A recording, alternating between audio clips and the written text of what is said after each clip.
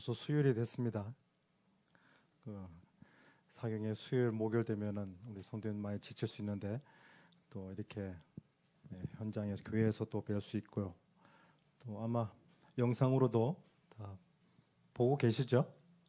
예, 우리 성도님들 얼굴과 얼굴을 대해서 못하지만 말씀으로 서로에게 큰 힘이 되었으면 참 좋겠습니다. 오늘 이제 세 번째 시간인데 오늘 죄에 대한 주제로 공부하겠습니다. 저 부제로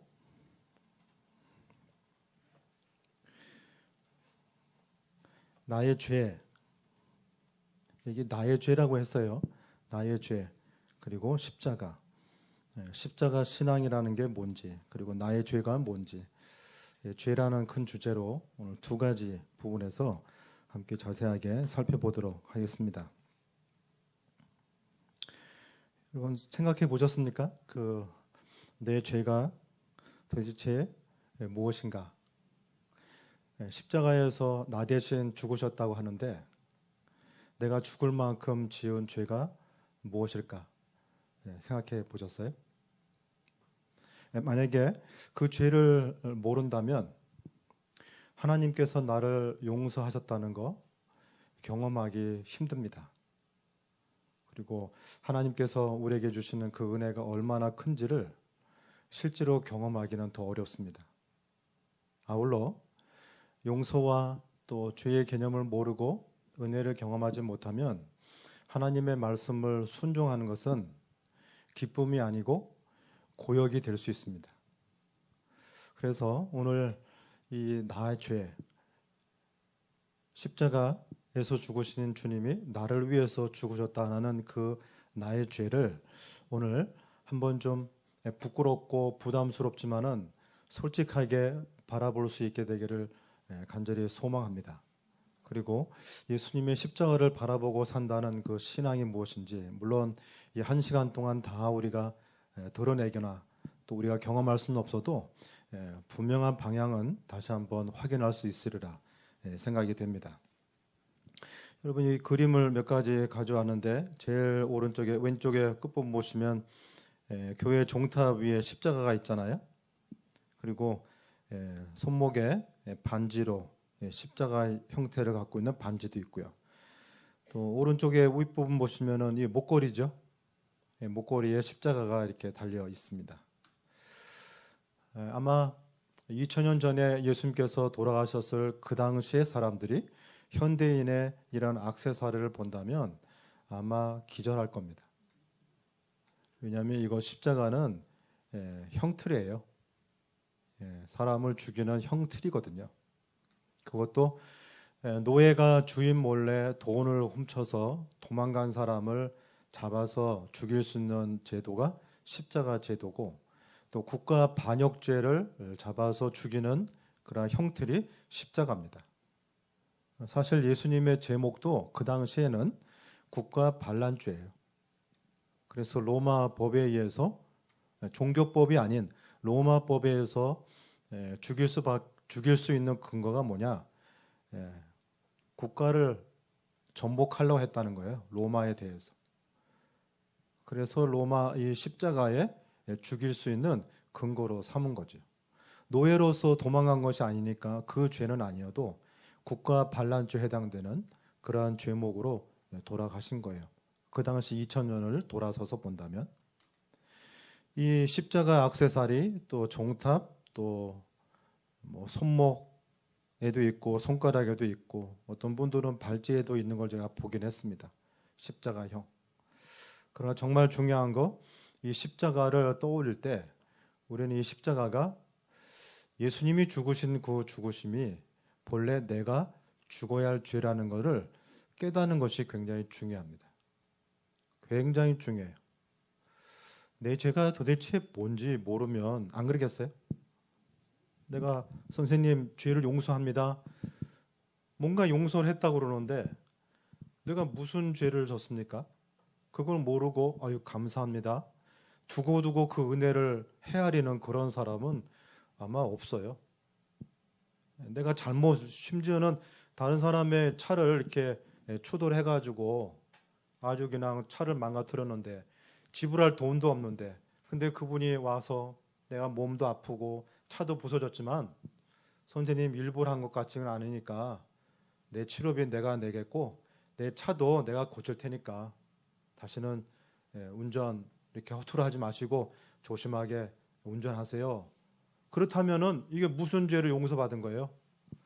추돌하고 손괴죄, 그렇죠? 다른 사람의 재물을 손해 입힌 모든 것에 대해서 내가 용서를 받은 것이고 그건 너무 고마운 것이죠. 근데 정말로 우리가 신앙생활하면서 하나님의 사랑이 너무 크다. 하나님의 은혜가 크다. 우리 예수님께서는 나 대신 돌아가셨다. 우리는 찬미하고 기도하고 그렇게 말을 하는데 정작 물어볼 때 내가 죽어야 할 죄가 뭔가? 예수님이 나 대신 돌아가셨다는데 내가 죽을 만큼 그 죄가 뭐냐? 묻는다면 여러분 무엇이라고 고백하시겠습니까? 뭐 떠오르는 것도 있을 거예요. 제가 성경 공부하다 보면은 되게 이런 얘기 많이 합니다. 목사님 제가 교회 다니기 전에 술 담배 많이 했는데 내가 교회 다니니까 이제 술 담배 끊겠습니다. 대부분 1차적으로 떠오르는 죄는 그냥 술 담배 했던 거. 또 심한 분들은 남을 옛날에 좀 때려서 돈을 갈취했다든지 좀 막 살았던 얘기. 근데 어릴 때부터 심지어 모태신앙인 아시죠? 이거를 다른 말로 배신자라고 그래요. 왜 배신자인 줄 아세요? 뱃속부터 신자라는 거예요. 모태신앙인한테 이거 질문하게 되면은 굉장히 어려워합니다. 네? 어릴 때부터 엄마 따라 아빠 따라 교회 와가지고 그렇게 뭐 나쁜 잘못을 안 한 분들에게 하나님께서 예수님께서 이 땅에 오셔서 나의 죄를 위해서 돌아가셨다. 본인의 죄가 뭔지 아느냐? 그럼 되게 힘들어합니다. 딱히 없어요. 뭐 교회에 와야 되는데 교회 안 오고 뭐 떡볶이집에 갔던 뭐 학생 시절 뭐 이런 것 점점 내가 그래도 죽어야 할 만큼 큰 죄를 진 것 같지는 않은데 그러니까 뭐가 없냐면 하나님의 은혜가 없는 거죠. 습관처럼 교회 다니고 하나님의 사랑을 참여하고 하나님 믿으니까 좋은 건 아는데 정말 뼈저리게 내가 얼마나 큰 죄인지를 몰라요. 모를 뿐만 아니라 그걸 경험하지 못합니다. 매우 중요한 질문이고 우리가 또 이 사경의 기간 동안에 정말 고심을 할 필요가 있어요. 그래서 내 죄가 뭔지는 이제 우리가 공부할 거고 그러한 죄를 잘 이해하지 못하는 걸림돌이 하나 있는데 그것을 먼저 숙제를 좀 풀어야 되겠습니다. 이 죄라는 것은 크게 이 사회적 통념상 말하는 죄하고 성경에서 말하는 죄가 완전히 달라요. 완전히 뭐가 다르냐면 여기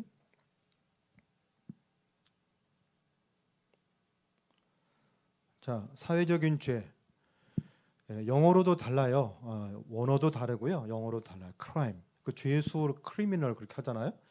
죄라는 말을 한자어로는 똑같이 쓰는데 영어도 다르고 뜻도 달라요.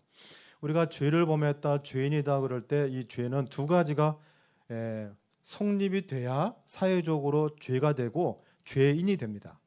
물론 재판을 해서 판결이 나오면 죄가 되죠. 근데 두 가지 가운데 하나만 부족해도 기소를 당해도 풀려날 수가 있어요. 제일 먼저 사회적인 죄는 반드시 심리적인 것이 아니라 행동으로 나타나야 되는데 그것은 반드시 범죄 행위로 나타나야 돼요. 범죄 행위.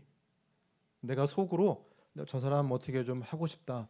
아무리 나쁜 속 마음을 갖고 있더라도 행위로 드러나지 않으면 죄가 성립이 안 됩니다. 두 번째, 범죄 행위는 했어요. 그러나 명백한 증거가 없으면 기소될지라도 증거 불충분, 무죄, 땅땅 이렇게 돼요. 분명히 죄를 범했다고요. 행위가 있더라고. 뭐 훔쳤다든지 폭행했다든지 사기쳤든지 그런 형법상의 죄를 분명히 행동으로 나타나는데 증거가 별로 없다는 거죠. 불충분하다는 거죠. 그러면은 그렇게 해서 풀려나는 거예요. 이러한 맥락에서 볼 때 죄다. 내가 죄를 많이 저질렀는가? 내가 무슨 죄를 저질렀지? 그럴 때 거의 다 이 사회적인 죄를 생각하면서 떠올라요. 이걸 떠오른다고요. 제가 우리 집사님의 몇 전에 그 교회에서 집사님한테 전화 받아서 방문을 했어요. 뭐냐면 그 선생님은 아직 교회 다니지 않는 분이고 우리 집사님은 우리 교회 다니는데 남편분이 이제 성경 공부를 하고 싶다는 뜻으로 제가 알고 성경 공부를 해달라 해서 준비해서 갔었죠. 가방을 꺼내 놓고 성경을 이제 펴서 책상 이렇게 테이블에 놓고 하는데 그 집사님 남편분이 갑자기 일어나셔서 방으로 들어가세요. 그러더니 뭔가 책을 갖고 들어오셨어요. 저는 이제 테이블에 성경책이 있고 그분도 방에서 뭔가 책을 갖고 와서 테이블에다 놓고 또 폈어요. 이렇게 보니까 전부 한자로 된 책이에요. 뭐 논어 맹자 같은. 그러더니 제가 성경 공부를 하려고 하는데 갑자기 그 책을 읽어요. 한자로. 아니 뭐 이렇게 쭉쭉 하는 거예요. 굉장히 당혹하죠, 저도. 근데 그거를 아시는 분이어서 잠깐 멈추더니 저한테 말해요. 목사님, 저한테 성경 공부를 가르치려고 하시죠? 목사님, 저 그렇게 여태까지 70평생 큰 죄를 진 적이 없는 사람입니다. 그래서 저한테 뭐 예수 믿어라, 죄를 용서받아라 그런 얘기 안 하셔도 됩니다. 근데 그분이 사실 이장님이고요. 동네가 알아주는 정말 도덕군자고 법 없이도 살만한 그런 분이세요. 참 인자스럽고. 교회는 안 다녀도 우리 집사님 남편 되시니까 집에서도 여러 번 봤던 분이고 또 동네 사람들의 그러한 평판도 익히 잘 알고 있었기 때문에 당연한 것이죠. 본인이 그렇게 말하는 거예요. 나는 그렇게 죄를 진 적이 없어요. 예수 안 믿어도 돼요. 거기다가 점점 뭐가 있냐면 교회인들보다도 제가 그래도 착하게 살았습니다. 이렇게 말하는 거죠. 말씀하세요. 그러더니 성경 공부 필요 있다 없다? 필요 없다. 저는 그래서 성경을 덮어요. 저는 필요로 하지 않고 그러한 분한테 어거지로 제가 성경 가르치지 않습니다. 제가 덮고 오늘은 아닌 것 같으니까 다음에 뵙도록 하시지요. 그리고 집사님한테 인사하고 나왔습니다. 딱 2달 됐어요. 2달 됐는데 전화가 왔습니다. 이번에는 집사님 전화가 아니고 그분한테도 전화 받았어요. 근데 목소리가 영 시원찮아요. 이분이 암에 걸리셨어요. 근데 굉장히 속도가 빨라졌어요. 그러더니 그 목소리가 뭐냐면 목사님 오셔서 하나님 말씀 성경을 가르쳐 주십시오. 그래서 제가 가서 성경을 가르쳐 드리고 이제 며칠 안 남았더라고요. 그래서 며칠 성경 공부하면서 예수님의 주되심 그리고 자신이 죄인이라는 거 그리고 예수님의 십자가의 신앙을 받아들였습니다. 그리고 그분 장례식도 제가 직접 치렀어요. 그 당시에는 지금처럼 이렇게 장의사가 와서 하는 게 아니고 그 교회에서는 전통이 있었어요. 장례식이 있으면은 목회자가 직접 염을 하고 수의 입히는 염습을 다 했어요. 그래서 제가 그 교회에 있을 때 3번을 제가 직접 했습니다. 직접 알코올로 다 염하고 습하고 뭡니까 수의도 입히고 관에다가 놓고 다 이렇게 하는 것까지 다 해봤어요. 근데 그분이 첫 번째 분이었어요. 가기 전에 이제 숨을 거두기 전에도 예수님을 내가 믿겠다고. 2달 만에 사람이 달라졌어요. 오늘 저는 정말로 우리가 예수님께서 나를 돌아가신 그 십자가를 바라보기 전에 정말 내 죄가 무엇인지에 대한 분명한 이해가 있어야 됩니다. 그러면 제가 오늘 2번째 이제 질문 하나 할게요. 첫 번째는 내 죄가 뭔지 아십니까? 질문한 거고 2번째는 여러분 이 갓난 아이 있잖아요. 갓난 아이, 막 태어난 아이. 그 아이가 죄인입니까? 아닙니까? 예? 무슨 죄를 저질렀어요? 예? 원죄요? 원죄.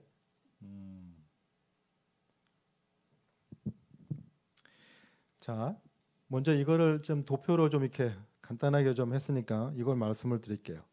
여러분, 어린아이가 죄를 저질렀는가? 그것도 자꾸 행위적인 용어로 쓰고 있잖아요. 사회적인 용어로. 그러나 죄는요, 행위 전에 본질적인 것이 있어요. 그럼 이거를 꼭 이해하셔야 됩니다. 자, 성서적인 죄, 영어로도 완전히 다르죠. sin. 한자는 똑같은데 영어로는 다르고 원래 어원적인 것도 달라요. 제가 아주 간단하게 써놨습니다. 성서적으로 말하는 죄는 무엇이다? 여기 뭐라고 써 있습니까? 예? 하나님으로부터의 독립선언. 자, 이거를 좀 이해하기 위해서 제가 한 줄로 이렇게 표현한 것이고 제가 설명을 좀 드리겠습니다. 이 성서적으로 말하는 이 죄는 뭔가 어떤 뭐 나쁜 짓을 했다, 뭐 도둑질했다, 폭행했다 그런 행동을 그런 죄의 결과로 나오는 것들이고 본질적인 죄는 뭐냐면 하나님으로부터의 독립선언. 무슨 얘기냐? 하나님 없이 하나님과 관계없이 내 삶의 주인은 누구예요? 나야. 그리고 내 목표, 내 의지대로, 내 힘으로 살아갈 거야. 누구 없이? 하나님과 무관하게. 하나님 없이 내 힘으로 내 인생, 내 목표를 향해서 살아갈 거야. 이러한 상태, 방향을 성서적으로는 뭐라고 그러냐? 죄라고 그래요. 그래서 착하게 살아도 죄인이에요. 나쁘게 살면 더 나쁜 죄인이에요. 착하게 살아도 하나님 없이 내 스스로, 독립이라는 건 뭐예요? 의존하지 않는 거 아니에요? 예? 하나님으로부터의 독립선언하고 당신과 나는 무관합니다. 내 인생 내 겁니다. 내가 정말 다른 사람에게 피해 주지 아니하고 내가 착하게 내 힘으로 벌고 내 힘으로 공부하고 내가 내 인생 멋지게 내가 살 겁니다. 거기에도 다른 사람의 해를 끼치지 않으면서 나는 내 뜻대로 살 겁니다. 누구보다도 정직하게도 살 겁니다. 이러한 삶의 방향, 태도 이거를 전부 아울러서 성경은 그게 바로 죄다 이렇게 말해요. 이게 아담과 여자예요. 무엇이냐? 여러분, 뱀이 유혹한 게 뭐였죠? 뭐 이렇게 먹음직스럽고 그래서 이렇게 따먹은 거예요? 뱀이 여자에게 한 말 가장 핵심적인 게 뭐냐면은 이거예요. 이건 먹으면 누구처럼 되겠다? 하나님처럼 되겠다. 이게 하나님처럼 되겠다는 게 뭐냐면 하나님과의 의존적인 관계를 끊어버리고 내 스스로 뭐가 될 수 있다? 하나님이 된다. 하나님이 된다는 말은 스스로 존재하는 존재예요. 예? 스스로 존재하는 대상. 내가 하나님의 의존 없이 내 스스로 신이 되어서 내 스스로 힘으로 살 겁니다. 이러한 행위보다도 뭐예요? 태도, 방향, 자세. 이거를 죄라고 해요. 그래서 어린아이는 아담 이후로 어린아이도 이 땅에 태어나서 죄인이라 하는 그 부분은 하나님과 독립된 상태예요. 어느 누구도 예외가 없습니다.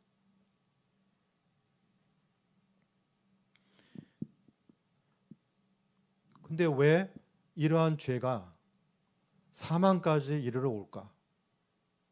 이것도 굉장히 중요한 거예요. 하나님으로부터 독립해서 내 인생 정말로 멋지게 살아가는 것인데 그게 그렇게 죽을 만한 죄입니까? 여러분, 사람은 아무리 뛰어나고 정말 아담과 여자는 대단한 존재 아닙니까? 이거는 뭐 확인된 건 아니지만 그걸 연구하는 분이 있어요. 여러분, 아담의 키가 얼마 정도 되는지 제가 본 적은 없지만 그렇게 추측하는 글이 있어요. 뭐냐면 아담의 키가 약 4m 20 정도 된대요. 그리고 여자, 와이프의 그 머리 끝은 아담의 귀 끝 정도 된다. 근데 아담의 몸무게가 한 1톤 정도 된다.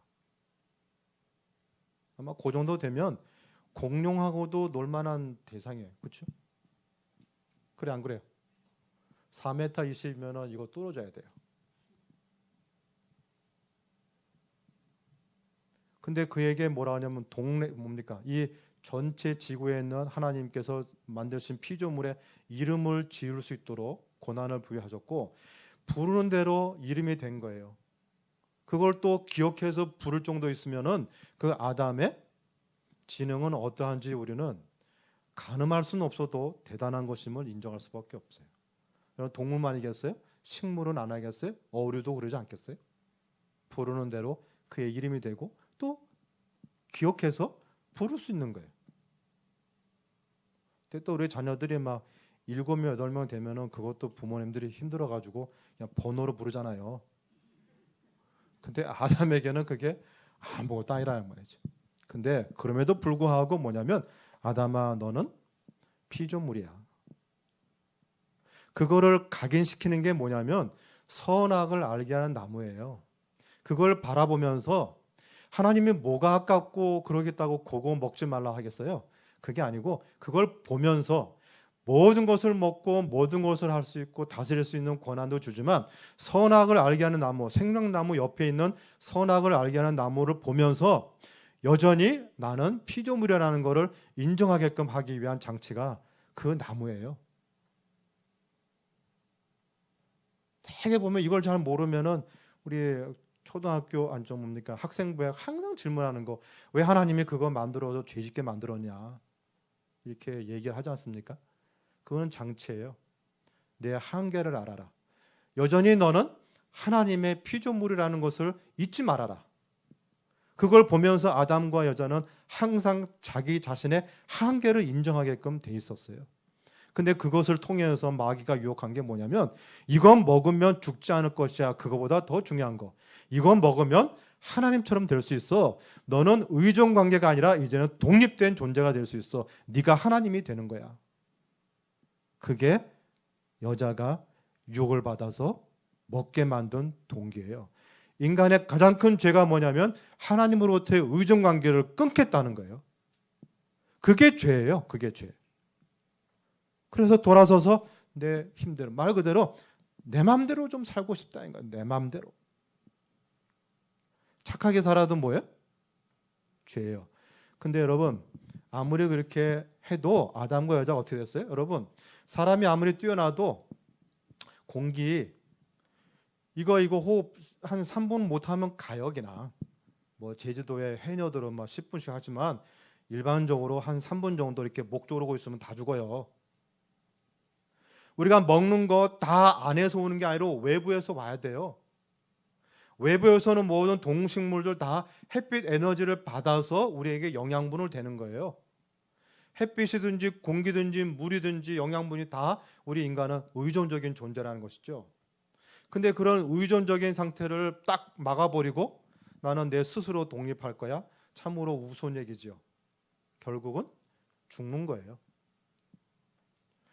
벌 받아서 죽는 게 아니고 인간은 의존적인 관계를 끊어버리면 죽음에 이를 수밖에 없는 한계적인 존재라는 거.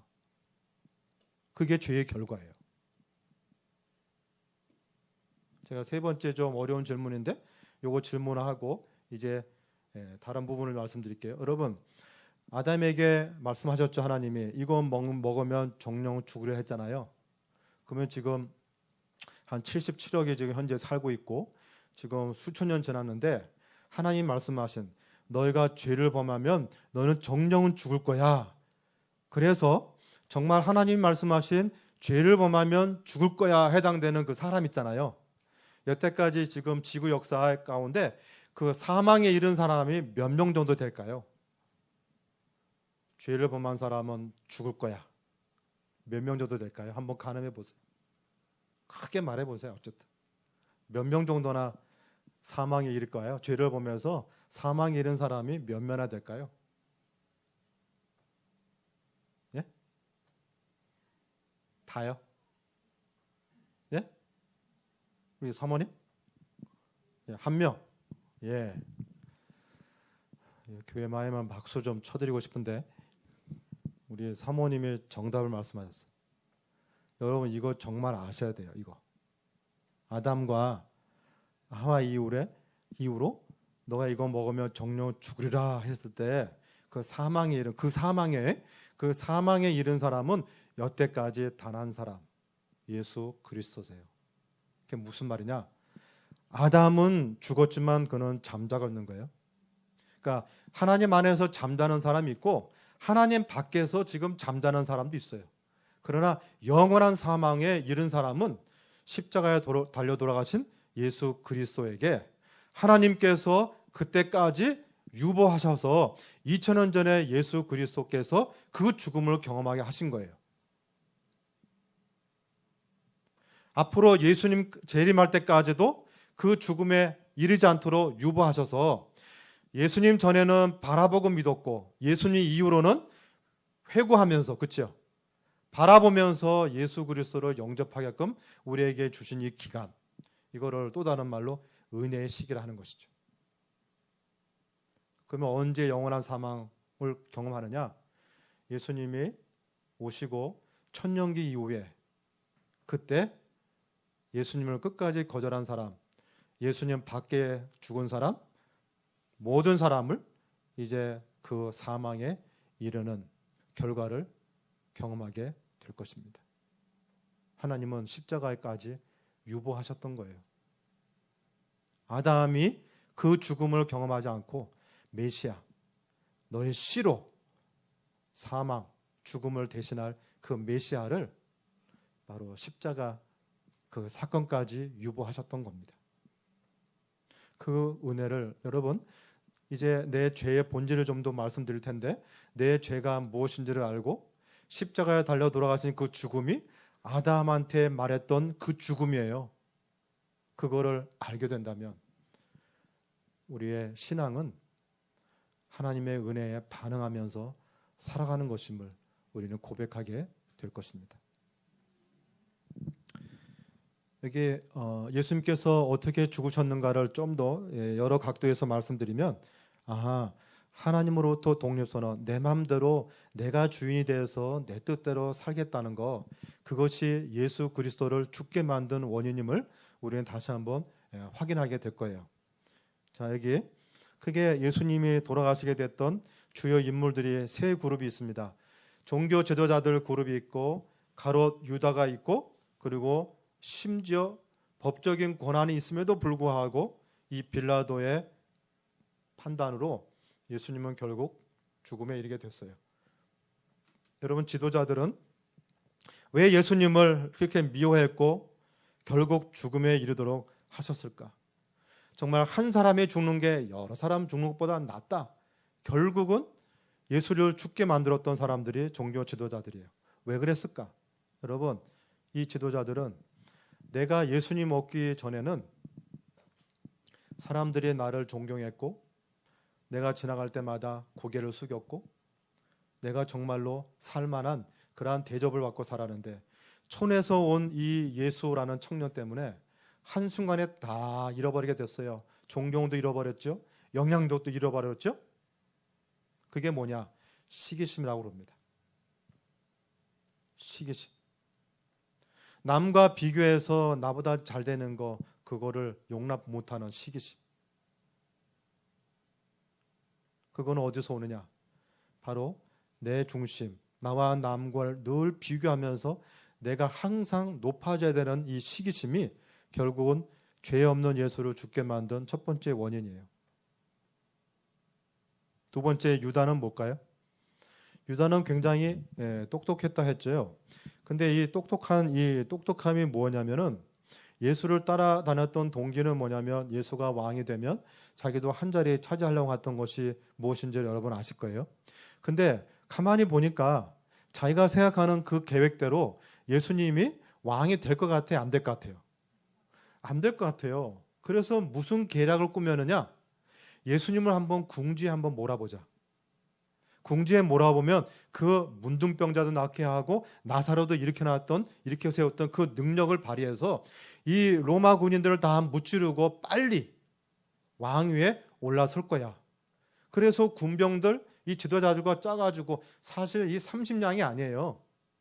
실제로는 예수를 궁지에 몰게 해서 내 뜻대로, 내 계획대로 예수가 빨리 왕이 됐으면 좋겠다는 거였어요. 철저하게 이 유다는 자기 계획, 자기의 뜻이었어요. 빌라도는 뭡니까? 자기가 생각할 때 예수는 죄를 범한 사람이 아니었음에도 불구하고, 자기 아내가 경고했음에도 불구하고 뭘 했느냐? 자기가 이미 갖고 있는 기득권, 다른 사람한테 평판받는 것이 최우선으로 살아가는 것. 빌라도요, 그렇게 하게 되면 로마 황제의 충신이 아닙니다. 거기에 녹아났어요. 예수가 죄인이 아님에도 불구하고 그는 예수를 죽게 만든 장본인이 됐습니다. 여러분, 크게 말하면 이 세 종류인데 가만히 보세요. 여러분, 남과 늘 비교하여서 남보다 잘 되는 거 정말 불쾌하고, 그리고 내 뜻대로 돼야 내 인생 사는 것 같고, 세 번째, 내가 이미 갖고 있는 거 뺏기지 않으려고 내 자아를 끝까지 붙들고 있었던 거. 누굽니까? 누굽니까? 납니다. 한마디로 말하면 그게 뭐냐면 이기심이에요. 교회 다니면서 또는 어릴 때부터 다녀서 크게 나쁜 짓을 하지 않았어도 내 안에 늘 꿈틀거리고 있는 내 자아, 이기적인 것. 이것이 뭐냐면 하나님으로부터 독립을 선언하고 내 인생 내가 중심이 되어 살아가는 그 가장 핵심적인 증표가 뭐냐? 이기심이에요. 그게 예수를 죽게 만드는 겁니다.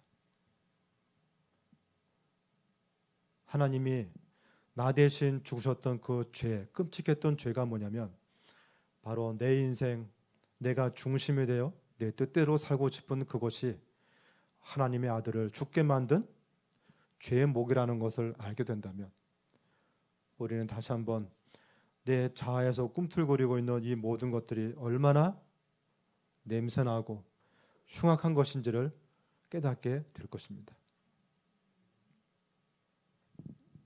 이거를 못 보면 어떤 행동적인 것을만 바라본다면 우리는 그렇게 보는 것이죠. 우리 교회와도 똑같아요. 다른 사람이 뭔가 하게 되면 뭐 교인이 그러면 됩니까? 자기 안에 들보 못 봐요. 내가 사랑받지 못하고 내가 용서받은 경험이 없기 때문에 나한테 조금만 잘못해도 용서 못해요. 나는 신앙생활하면서 이렇게 했는데 요즘에는 왜 이래? 사실 이 죄를 알게 된다면 우리는 감히 그렇게 못합니다. 죄는 행위 이전에 상태고 방향인데 그 덩어리를 딱 뗀다면 그것이 바로 이기심이고, 그 이기심이 무엇이냐면 하나님으로부터 독립선언해서 내 인생 내가 주인 되며 살아가겠다는 그 태도가 바로 이기심을 낳게 된 것이고, 그것이 바로 하나님을 죽게 만든, 십자가에서 죽게 만든 그 죄라는 것이고, 그 죄가 바로 나의 죄라는 것이죠.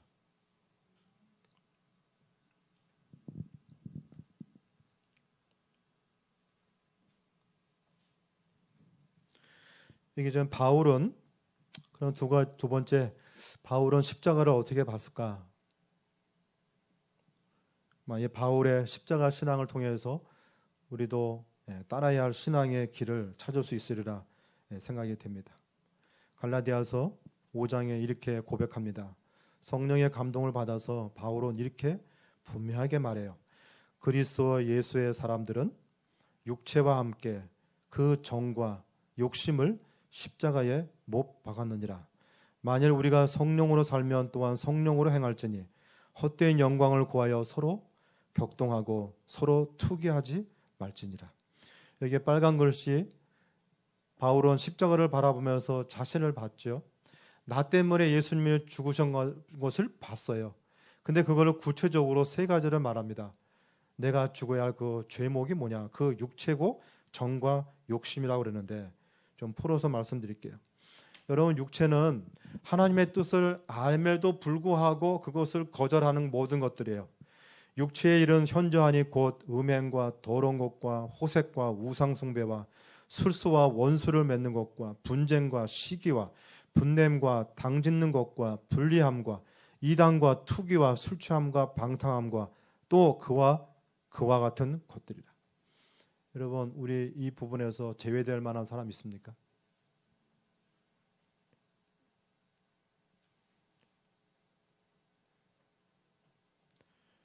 여러분, 음행하고요, 더러운 것, 이것이 중간 부분에 시기, 분냄 있잖아요. 이게 같은 레벨이에요. 하나님 눈에는.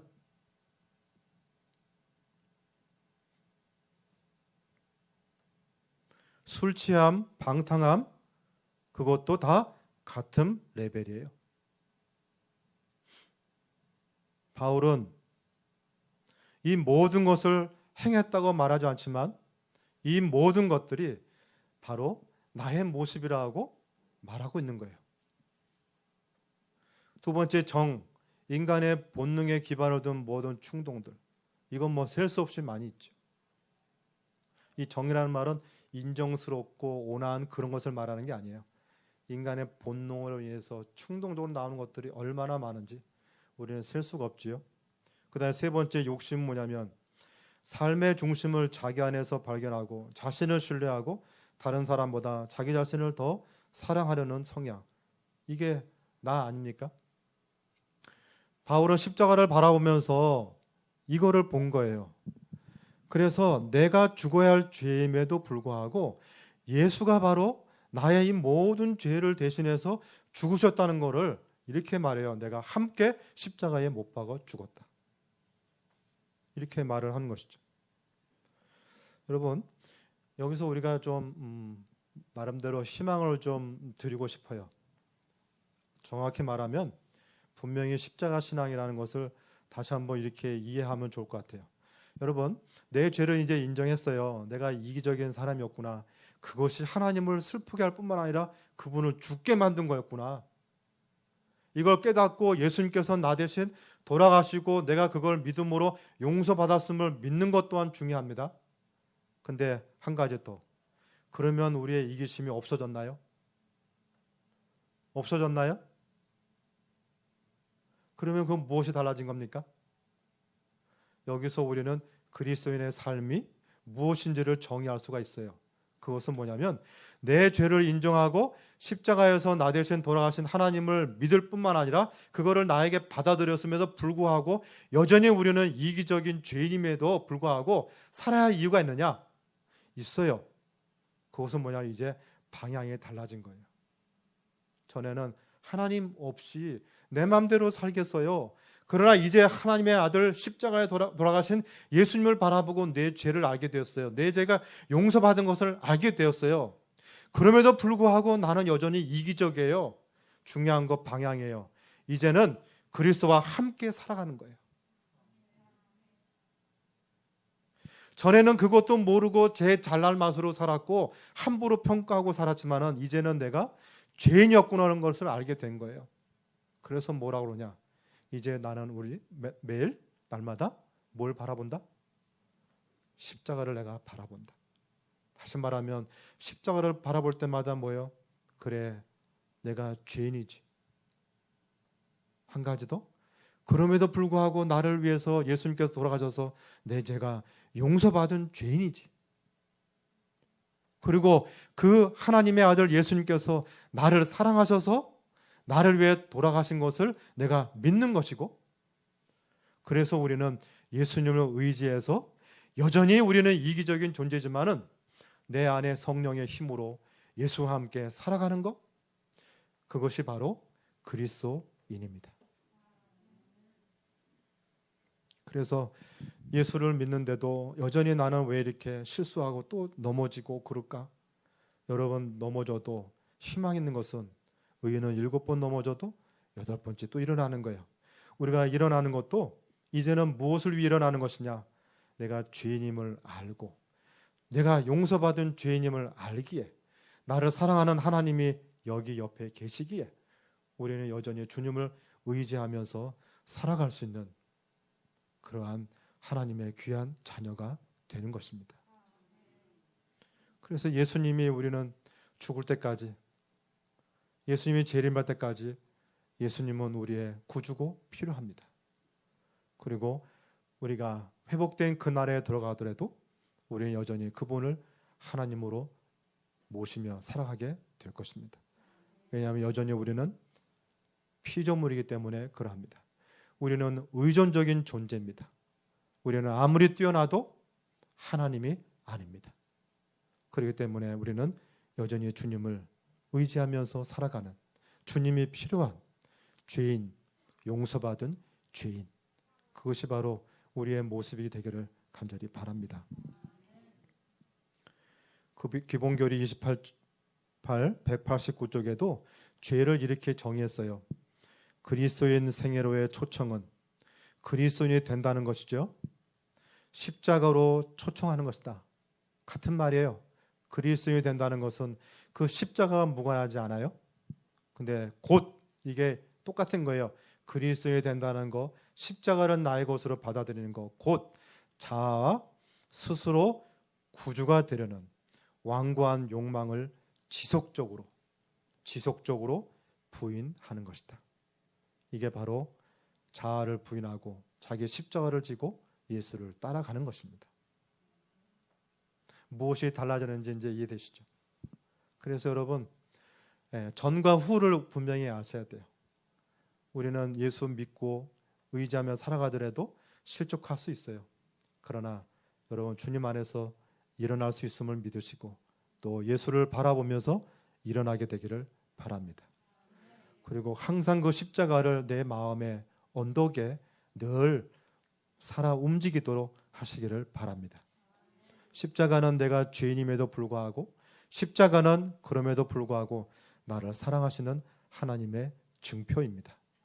이제 종탑의 십자가도 아니고 우리의 목에 두른 십자가도 아니고 내 손가락이나 손목에 있는 십자가가 아니라 우리의 마음밭에 십자가가 늘 살아 움직이고 그 안에 계시는 예수 그리스도와 늘 살아있는 그러한 신뢰관계로 살아가는 우리 모든 그리스도인이 되시기를 간절히 바랍니다.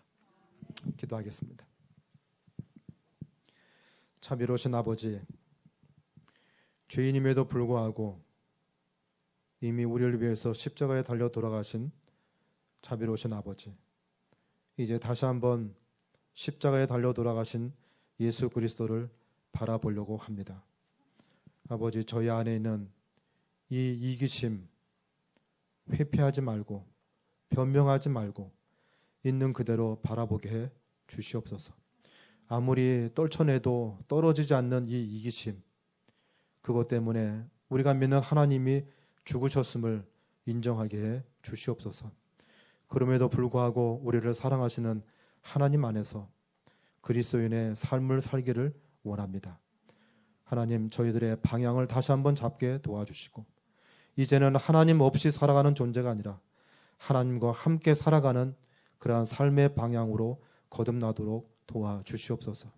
십자가가 언제나 우리의 삶에 머물게 해 주시옵소서. 주 예수 그리스도를 늘 사랑하고 그분을 의존하며 살아가는 참 그리스도인의 삶을 지속적으로 걸어갈 수 있도록 도와주시옵소서. 우리를 사랑하시는 예수님의 이름으로 감사하며 기도합니다. 아멘.